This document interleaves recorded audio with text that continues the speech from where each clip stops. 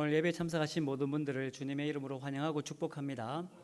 예배 가운데 하나님의 은혜가 또 하나님의 평강이 여러분 모두에게 함께 있기를 주님의 이름으로 축원합니다.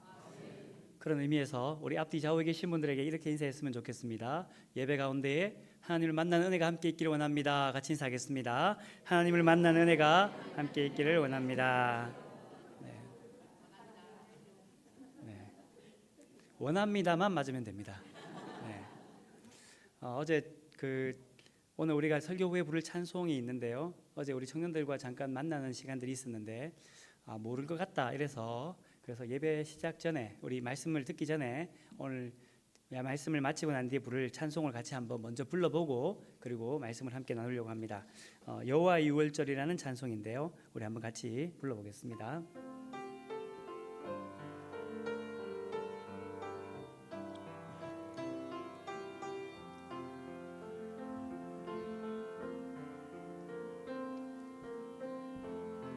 지극히 높은 주님의 낮이 성소로 들어갑니다. 세상의 신을 벗고서 주 보좌 앞에 엎드리니 내 주를 향한 사랑과 그 신뢰가 사그러져 갈 때 하늘로부터 이곳에 장막이 덮이네.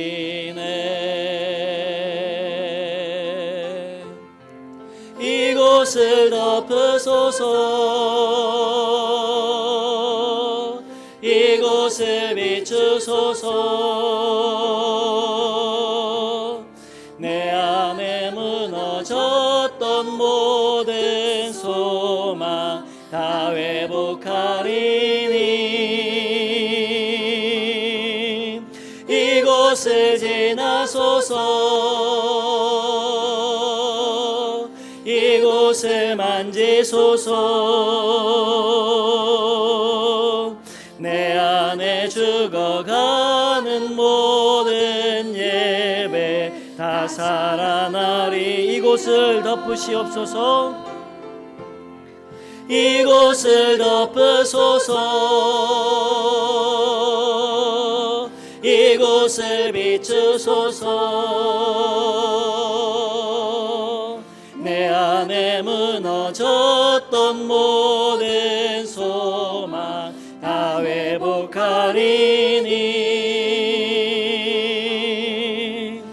이곳을 지나소서. 이곳을 만지소서. 내 안에 죽어가는 모든 예배 다 살아나리라. 아멘. 우리나라 말에 기차다라는 말이 있습니다. 기가 차다라는 말은 이중적인 의미가 있는데 하나의 의미는 정말 말도 안 될 때에 기가 찬다 이런 말이 있고, 기차다라는 말은 또 한편으로는 너무 잘 될 때에 기차다라는 말을 합니다. 내가 의도하든지 의도하지 않든지 내가 하는 일이 차곡차곡 너무 잘 될 때에 기차다 이런 말을 합니다. 경상도 방언에 언어 중에 하나가 기차다는 표현보다 더 많이 쓰는 단어가 있습니다. 그 단어는 기똥차다입니다. 네, 원래 좀 언어이긴 한데 이 기똥차다라는 단어를 어느 분이 이렇게 해석을 하더라고요. 기똥차다라는 이 단어에게는 세 가지의 뜻이 있다는 겁니다. 첫 번째는 기운 기자, 그래 기운이 있다는 거죠. 생명의 기운이 있다. 두 번째는 통한다, 소통되어지다. 그래 기운이 이렇게 소통되어지다는 겁니다. 세 번째는 기운이 차다. 그래서 기똥차다는 뜻은 어떤 의미냐면 기운이 있고 그 기운이 어느 사람에게나 공동체에 가득 차고 그리고는 잘 소통되어진다라는 말을 할 때에 기똥차다 이렇게 표현한다라고 말을 합니다. 근데 성경을 읽어보면 이렇게 기가 기통하게 차는 그런 공동체가 있습니다. 어떤 공동체냐면 사도행전 2장에 나오는 성령이 충만한 믿음의 교회, 성령 공동체를 보면 기통찬 공동체를 볼 수 있습니다. 생명의 기운, 성령이 그들에게 임합니다.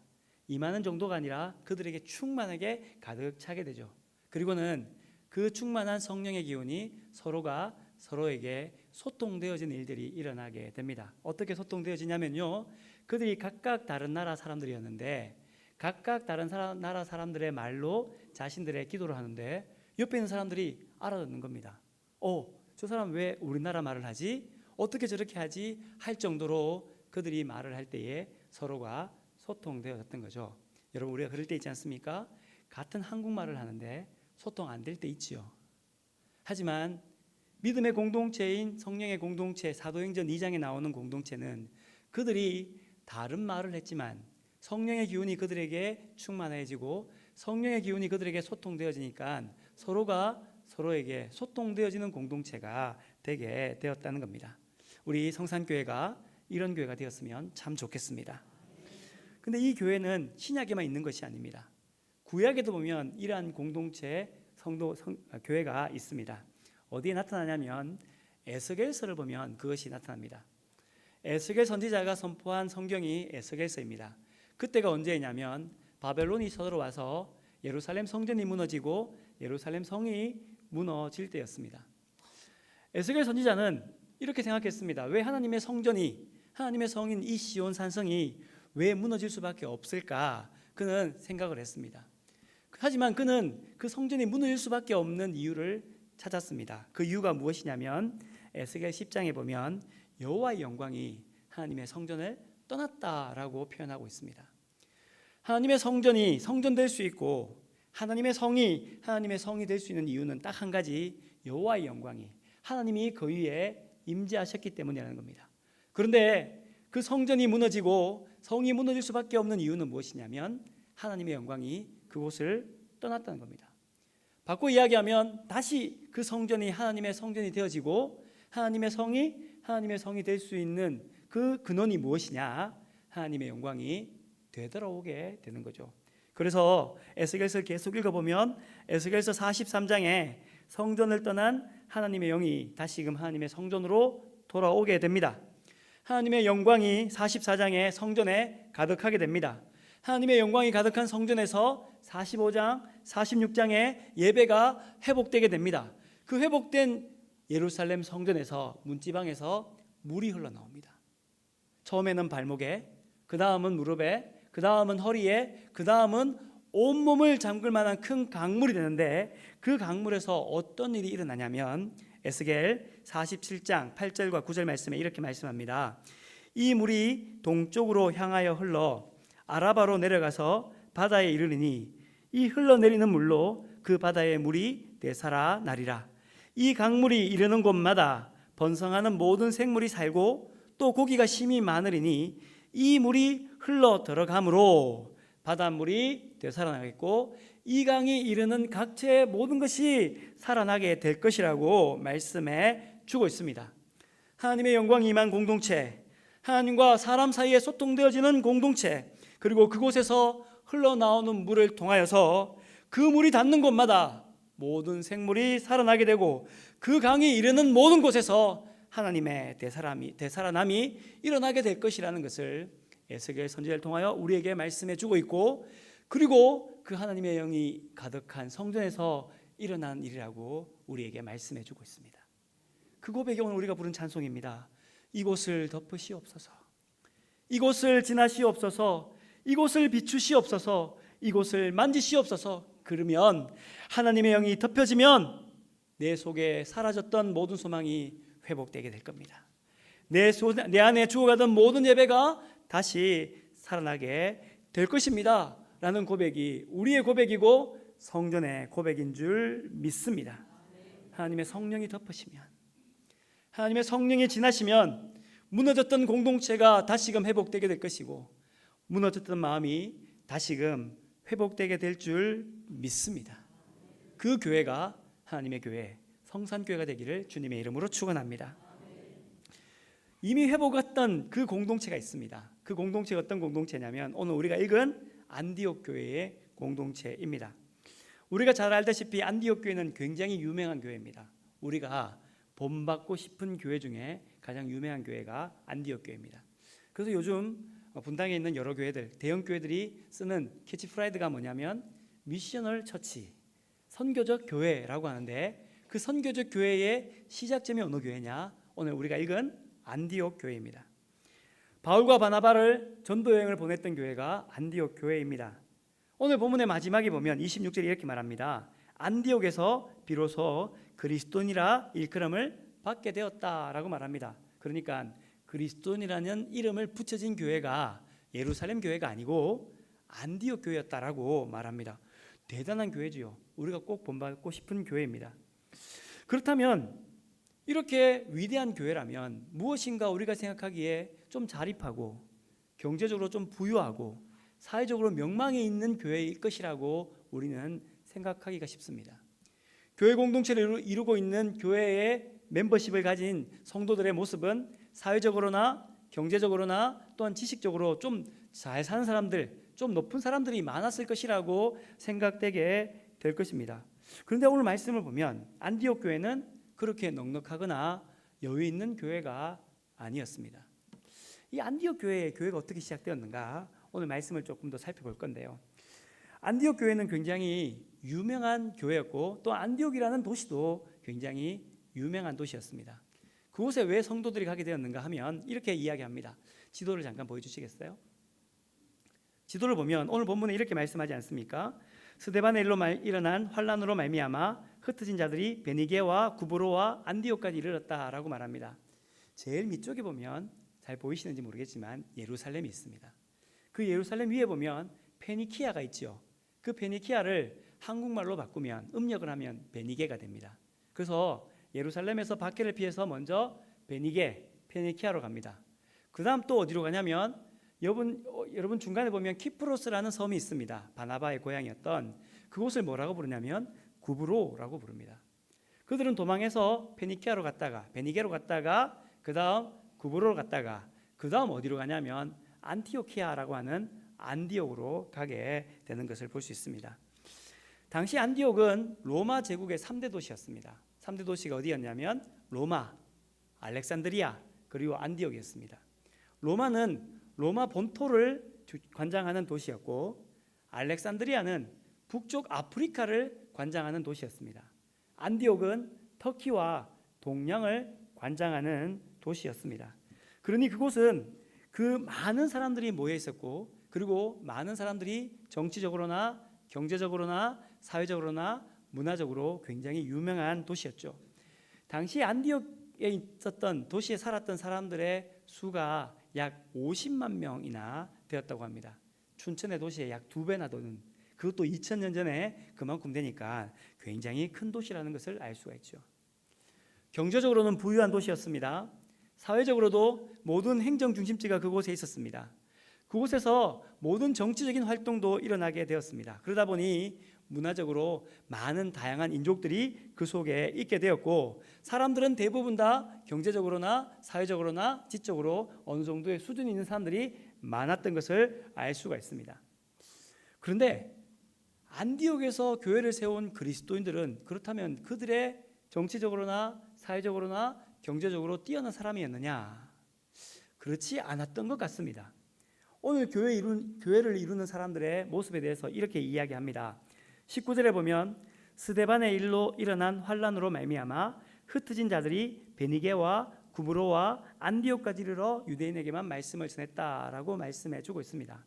안디옥에 정착한 그리스도인의 모습이 어떤 모습이었냐면 스데반의 일로 일어난 환란으로 말미암아 흩어졌다 이렇게 이야기를 하고 있습니다.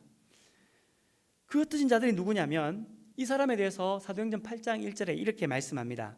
사울은 그가 죽임당함을 마땅히 여기더라. 그날에 예루살렘에 있는 교회에 큰 박해가 있어 사도 외에는 다 유다와 사마리아 모든 땅으로 흩어졌다라고 말합니다. 그러니까 안디옥 교회에 왔는 사람들의 특징이 뭐냐면 박해를 피해서 도망갔다는 겁니다. 목숨을 부지하기 위해서 도망갔다는 겁니다. 그러니까 쉽게 말하면 도망자라는 거죠. 도망자가 베니게로, 구브로로 그리고는 안디옥까지 가게 되었던 겁니다. 자, 여러분 박해를 피해서 피난 갔습니다. 그래서 한 번도 살아보지 못한 예루살렘 성이 아닌 한 번도 살아보지 못한 안디옥에 정착하게 되었습니다. 여러분들이 만약 그 피난민들이라면 어떤 마음을 가지고 그 도시를 살았겠습니까? 그들은 아마 잠을 잘 때 이런 생각을 했을지 모릅니다. 하나님 잘 믿고 예수님 잘 믿으면 복 받는다고 했지 않습니까? 흥왕케 된다고 했지 않습니까? 이게 뭡니까? 예수 믿는 결과가 이렇게 박해를 당할 수밖에 없고, 박해를 당해서 살기 위해서, 목숨을 건지기 위해서 집도 버리고 논밭도 버리고 가구도 버리고 이렇게 도망간다는 것이 말이 됩니까?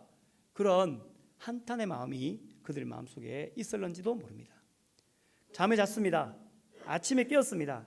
아침에 깨고 나면 갑작스럽게 박해를 피해서 도망갔기 때문에 오늘 하루 이 안디옥에서 어떻게 먹고 살 것인가 하는 경제적인 문제도 그들 속에 있었던 것을 볼 수 있습니다. 이방인 틈에서 일을 해야 됐고 하루하루 살아야 되는 그 비참한 삶이 박해를 피해서 도망한 안디옥 교회의 교인들의 모습이었습니다. 육체적으로나 마음적으로나 힘들고 어려웠을 것이라는 것을 우리 모두가 이해할 수 있습니다. 생각할 수 있습니다. 근데 성경을 보면 그들이 몸이 아팠다, 마음이 아팠다 이렇게 말하지 않고 그들의 모습에 대해서 이렇게 이야기를 합니다. 흩어진 자들이 베니게와 구브로와 안디옥까지 이르러 유대인에게만 말씀을 전했다. 그 중에 구브로와 구레네 몇 사람이 안디옥에 이르러 헬라인에게도 말하여 주 예수를 전파했다라고 이야기를 하고 있습니다. 여러분 자신들이 지금 왜 안디옥에 와 있습니까? 자기의 집이 왜 없습니까? 왜 심리적으로 어렵습니까? 왜 몸적으로 어렵습니까? 그 이유는 딱 한 가지입니다. 예수를 믿었기 때문입니다. 그런데 그들이 안디옥에 와서도 어떻게 하냐면 유대인들에게도 예수를 전파하고 헬라인들에게도 복음을 전하고 있었다는 겁니다.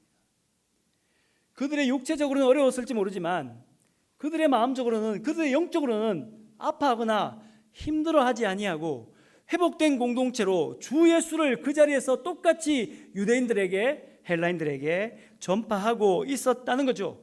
핍박과 이주라는 그 어려움 속에서도 그들은 영적으로 회복한 사람으로서 그 자리에 서 있을 수 있었다는 겁니다. 그 이유가 무엇일까요? 그 이유에 대해서 오늘 성경이 이렇게 말합니다. 21절에 보면 주의 손이 그들과 함께 하시매 수많은 사람들이 믿고 주께 돌아왔더라 라고 말씀해 주고 있습니다. 눈에 보이는 문제가 있습니다. 낙담되는 일들이 있습니다. 밖에 나는 일들이 있습니다. 집을 떠나는 일들이 있습니다. 친지를 떠나는 일들이 있습니다. 내 모든 삶의 터전이 무너지는 일들이 있습니다. 그럼에도 불구하고 그들이 낙담하거나 무너지거나 아파하거나 그들이 심적으로 어려워하는 것이 아니라 주 예수의 손이 그들과 함께 하셨기 때문에 그들은 회복한 사람이 되어 있었고, 회복한 사람이 되어 있었기 때문에 유대인들에게도 헬라인들에게도 주 예수를 전파하는 일들이 있게 되었다는 거죠. 사랑하는 성도 여러분, 믿음의 공동체가, 믿음의 사람들이 잊지 말아야 될 것이 있습니다. 우리에게도 똑같이 낙담될 일들이 있습니다. 우리에게 똑같이 우리가 원하지 않는 상황 때문에 이리로 저리로 흔들려 베니게로, 구브로로, 안디옥으로 가야 될 때도 우리에게 있을 때가 있습니다. 그때 믿음의 성도들이, 믿음의 공동체가 잊지 말아야 될 것, 첫 번째 것, 가장 중요한 것은 무엇이냐면 주의 손이 우리를 떠나지 아니하시고 버리지 아니하시고 함께 하신다는 것입니다. 이 손에 하나님의 손이 꼭 붙잡힌 바 있다는 사실을 잊지 않는 것이 성도의 삶의 시작이며 교회의 삶의 시작인 줄 믿습니다. 복음을 전하는 사람이 어떤 사람입니까? 주님의 사역을 감당할 수 있는 사람이 어떤 사람입니까? 연말이 되면 이렇게 생각하는 분들이 많이 있습니다. 교사들이나 혹은 찬양대나 혹은 여러 부서에서 그 일들을 감당하는 분들이 있습니다.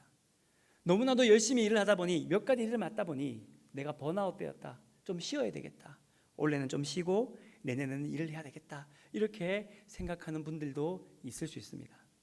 제가 성산교회 부임하고 난 뒤에 깜짝 놀란 일이 있습니다. 모든 교회가 가장 힘들어하는 부서가 한 부서가 있습니다. 다 어렵지만 그 중에서도 힘들어하는 부서가 있습니다. 어느 부서일까요? 어떻게 아셨어요? 주방봉사부가 가장 힘듭니다. 교회에서 식사 준비하고 같이 밥 먹는 건 참 좋은데 주방에서 헌신하고 봉사하는 것은 다 어려워요. 모든 교회가 다 어려워요. 그런데 저희 교회 와서 깜짝 놀란 게 뭐냐면 여든 되신 권사님이 밥을 퍼주고 계신 거예요. 이야, 이런 교회가 다 있나 하는 생각이 들었습니다. 여러분, 우리가 번아웃 되었다, 올해 좀 쉬고 충전해서 내년에 열심히 일해야 되겠다, 그렇게 말할 수 있습니다. 하지만 복음을 전하는 사람들, 주의 사역을 감당하는 사람들은 새로운 힘을 충전받는데 어떻게 충전받냐면 주의 손이 자신과 늘 함께 있다고 고백하는 사람들이에요.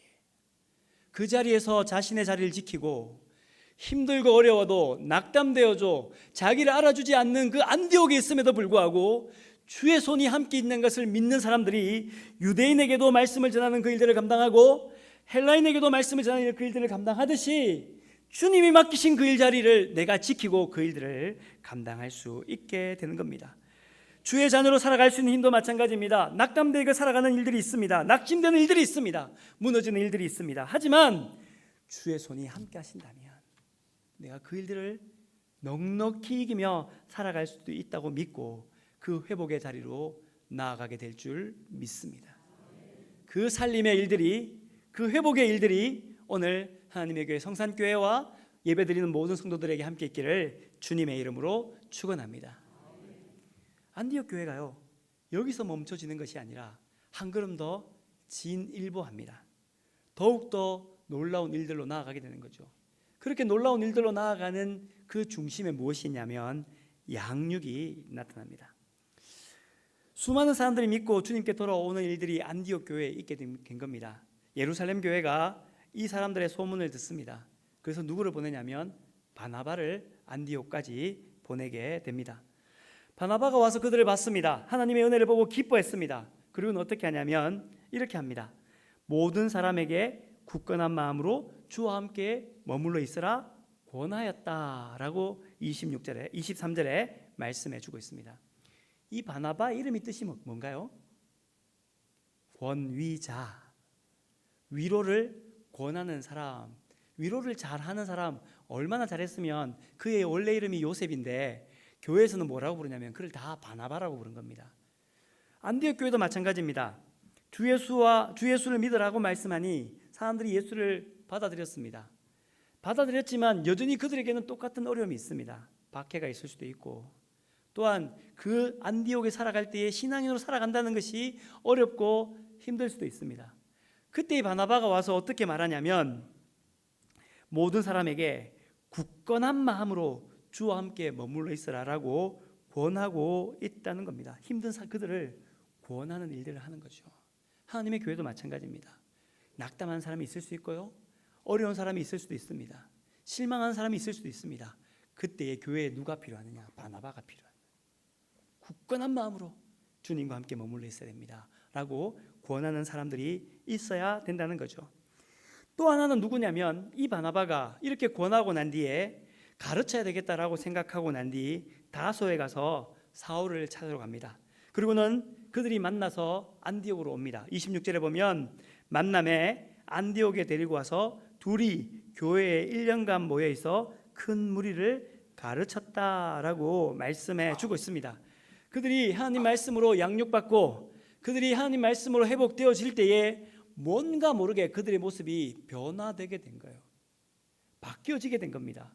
자, 내가 바뀌어졌어요, 내가 변화되었습니다 라고 말하는 것이냐? 그렇지 않습니다. 오늘 본문에 보면 이렇게 말합니다. 안디옥에서 비로소 그리스도인이라 일컬음을 받게 되었더라. 여러분, 누가 그리스도인이라고 이야기하는 겁니까? 내가 그리스도인이라고 이야기하는 겁니까? 누군가가 나를 보면서 당신은 그리스도인이라고 이야기하는 겁니까? 오늘 말씀에 보면 남이 하는 겁니다. 이 그리스도인이라는 헬라어 단어를 보면 크리스토 아노이라는 단어입니다. 이 크리스토 아노이는 어디서 나오냐면 아우구스투 아노이라는 말에서 나왔습니다. 로마에는 군인들이 있는데요, 그 군인들이 아우구스투스, 즉 로마 황제에게 충성을 다할 때에 그들의 고백 속에 어떻게 고백하냐면 나는 아우구스트 아노이입니다 라고 고백합니다. 그 말은 무엇이냐면 나는 아우구스트, 즉 황제에게 속한 사람입니다 라는 고백을 그들이 하게 되는 거죠. 아노이라는 말이 그런 말입니다. 그런데 이곳에 와서 복음을 받아들이고 양육을 받음으로 말미암아 변화된 그들 사람을 보면서 그들이 어떻게 고백하게 되냐면, 다른 사람들 보니까, 너를 보니까 그리스도에게 속한 사람이구나, 그리스도 안에 있는 사람이구나 라고 사람들이 불려지게 되었다는 겁니다. 그것이 바로 양육의 힘인 거죠. 그래서 양육을 받아야 합니다. 양육을 받을 때에는 두 가지의 원칙이 있습니다. 첫 번째 원칙은 뭐냐면 지도자의 원칙입니다. 오늘 본문에 나오는 지도자가 있습니다. 누구냐면 바나바입니다. 바나바가 먼저 권했습니다. 23절에 보면 모든 사람에게 굳건한 마음으로 주와 함께 머물러 있으라라고 권했습니다. 그리고 난 뒤에 성경은 24절에 바나바의 정체성에서 이렇게 다시금 설명을 합니다. 바나바는 착한 사람이요 성령과 믿음이 충만한 사람이다 라고 이야기합니다. 여러분, 하나님의 사역자들, 양육하는 사람들 어떤 사람이 되어야 합니까? 교회의 직분자가 어떤 사람이 되어야 합니까? 라고 묻는다면 여러분 모두가 다 제일 먼저 이렇게 대답할 겁니다. 성령과 믿음이 충만한 사람, 성령과 지혜가 충만한 사람이 교회의 사역자가 되어야 됩니다 라고 이야기를 할 겁니다. 오늘 본문을 보면 조금 의아하게 적혀 있는 것이 있습니다. 성령과 믿음이 충만한 사람이 먼저 적혀 있습니까? 착한 사람이 먼저 적혀 있습니까? 착한 사람이라는 이 단어가 어떤 단어냐면요, 유용하다, 훌륭하다, 적합하다라는 단어예요. 그러니까 어떤 말이냐면 착한 사람이라는 뜻 안에는 어떤 뜻이 있냐면 사람들이 보기에 좋아 보인다는 거예요. 매력적으로 보인다는 거예요.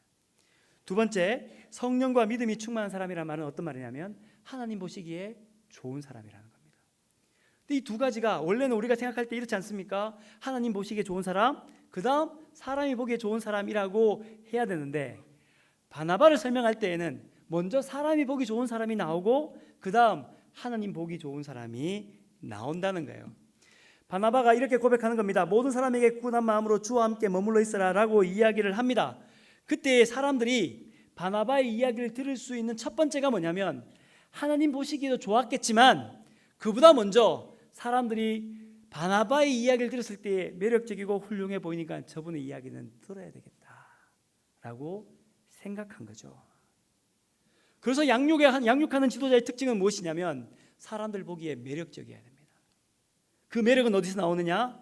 믿음과 성령이 충만한 사람, 즉 하나님 보시기에 좋은 그 충만함에 통하여서 겉으로 보기에 매력이 드러나게 되어야 한다는 거죠. 여러분, 그렇기 때문에 저를 위해서 꼭 기도해 주셔야 됩니다. 이 마음속에 성령과 믿음이 충만합니다. 아무리 이야기해도요 안 들어줘요. 성령과 믿음이 충만하면 그 다음 그 성령과 믿음이 충만함이 사람들 보기에 좋아 보여야 합니다. 매력적으로 보여야 됩니다. 그런데 제가 제 마음을 생각해 보니까 그렇지 않을 때가 너무 많아요. 악한 마음도 있고요, 이 찌질이 같은 마음도 있고요. 바울이 이야기했던 것처럼 죄의 법과 생명의 법이, 성령의 법이 늘 끊임없는 일들이 저에게도 똑같이 있습니다. 우리 장로님들에게도 있을 겁니다. 우리 권사님들에게도 있을 겁니다. 우리 집사님들에게도 있을 겁니다. 믿음의 지도자들, 양육하는 사람들 모두에게 있을 겁니다.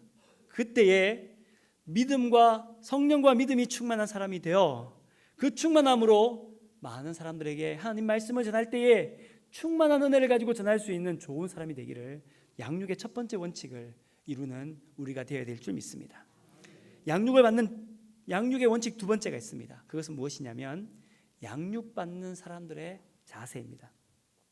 오늘 말씀에 보면 바나바가 권하고 난 뒤에 가르쳐야 되겠다라고 생각이 되어져서 다소로 갑니다. 그리고는 바울을 데리고 오죠. 그리고는 안디옥에 와서 둘이 1년간 모여서 큰 무리를 가르쳤다라고 이야기합니다. 바나바는 인정하겠는데 사울을 인정할 수 있느냐 없느냐의 문제입니다. 여러분, 사울이 누구입니까?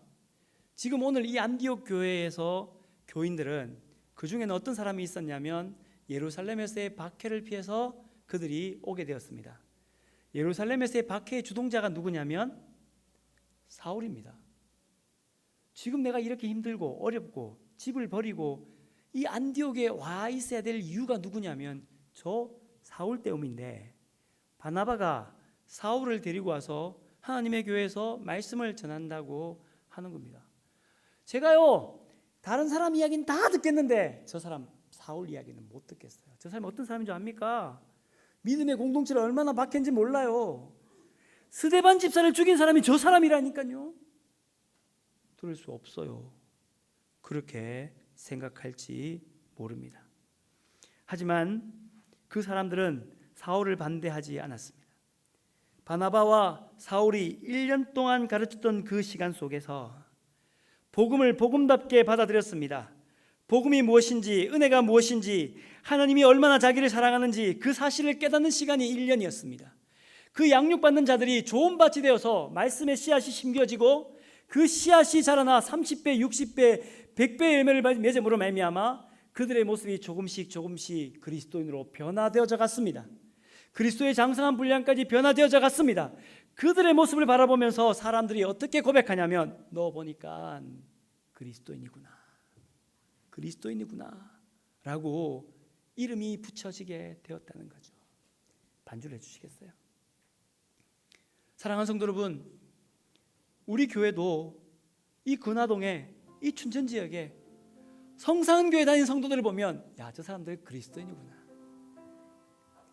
하나님의 교회를 바라보면 저 교회 정말 교회구나 하는 칭찬의 모습들이 나타나기를 원합니다. 그러기 위해서요, 우리 안에 성령과 믿음이 충만해야, 주의 손이 함께 있어야 됩니다. 성령이 우리의 몸을 덮으시고 이 교회를 덮으시고 성령께서 우리를 조금씩 변화시켜셔서 그리스도의 장성한 분량처럼 작은 예수의 모습이 오늘 저를 통해, 예배하는 성도를 통해, 하나님의 교회를 통해 나타나게 되어야 될 줄 믿습니다. 박해를 피해 도망한 사람들, 흩어진 사람들, 육신적으로 어려웠습니다. 마음적으로 어려웠을 겁니다.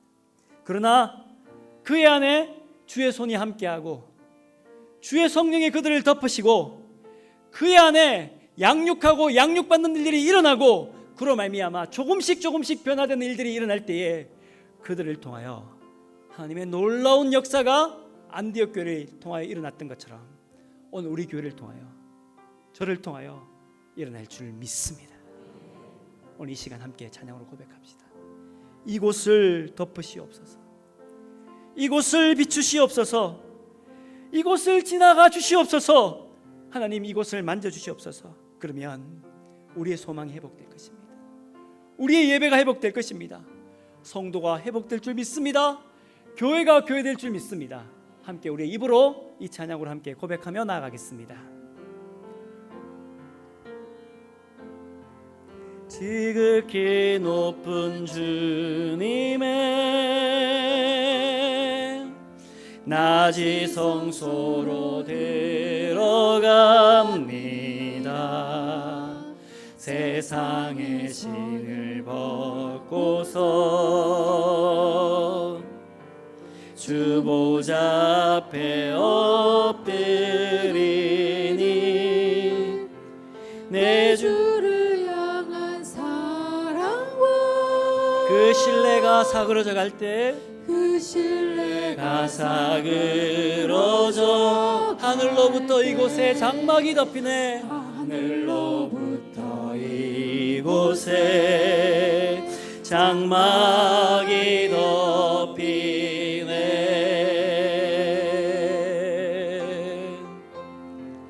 이곳을 덮으소서,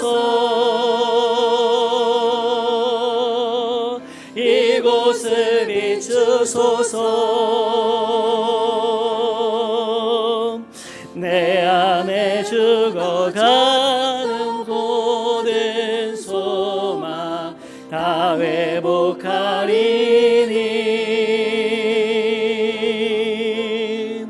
이곳을 지나소서, 이곳을 만지소서. 내 안에 죽어가는 모든 예배 다 살아나리. 다시 한번 고백합시다. 지극히 높은 주님의 낮이 성소로 들어갑니다. 지극히 높은 주님의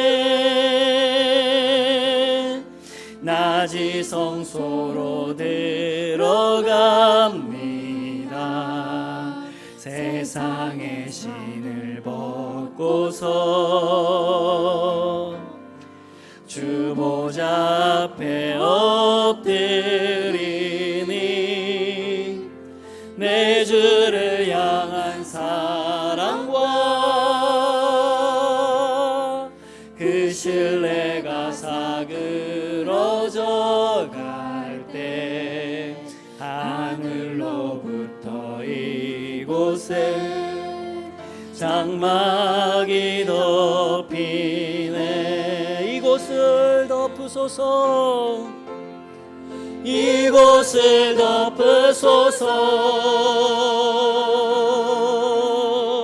이곳을 비추소서. 내 안에 무너졌던 모든 소망 다 회복하리니 이곳을 지나소서, 이곳을 만지소서.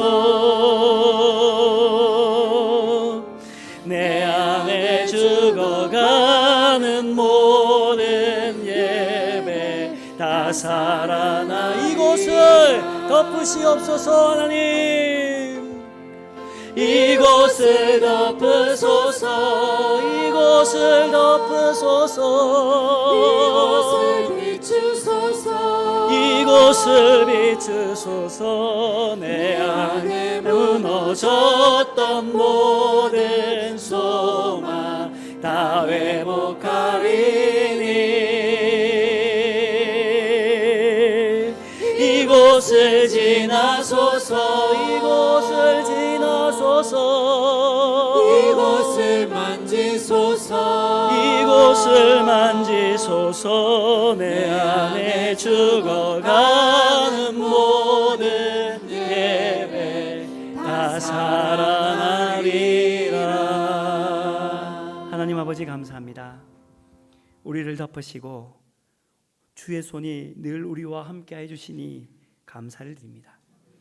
주의 손이 함께 하신다면, 주의 영이 우리를 덮으신다면 우리는 안디옥에서 일어나게 될 줄 믿습니다. 우리가 서 있는 그 자리에서 일어나게 될 줄 믿습니다. 성도로 다시 살아나게 될 줄 믿습니다. 하나님 아버지, 이 살아남의 역사가 성도들 가운데 있게 하여 주시고 이 살려내는 역사가 하나님의 교회 가운데 나타나게 인도하여 주시옵소서. 예수님의 이름으로 기도드리옵나이다. 아멘.